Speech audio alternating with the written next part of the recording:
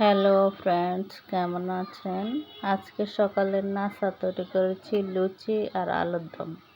তো লুচি আলুর দম তো সবারই প্রিয়,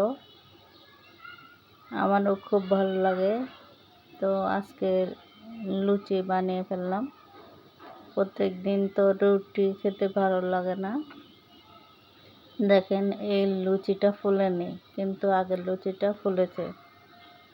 মাঝে মাঝে যখন ভিডিও করি না তখনই লুচিগুলো ফুলে, আর যখন ভিডিও করি তখন চ্যাপ্টা হয়ে থাকে। এই দেখেন, কয়েকটা ফুলেছে খুব সুন্দরভাবে, আবার কয়েকটা ফুলেনি, কিন্তু সবগুলো একইভাবে বানানো। কেন এরকম হয় জানি না।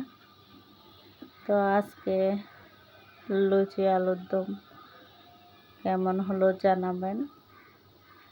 আপনাদের কি পছন্দ? লুচি আলুর দম খেতে কেমন লাগে আপনাদের সবার?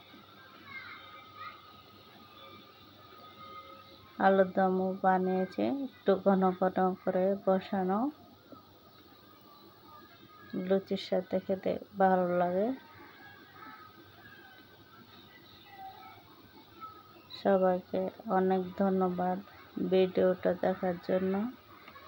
সবাই প্লিজ একটু লাইক, কমেন্টস এবং শেয়ার করবেন, আমার পাশে থাকবেন।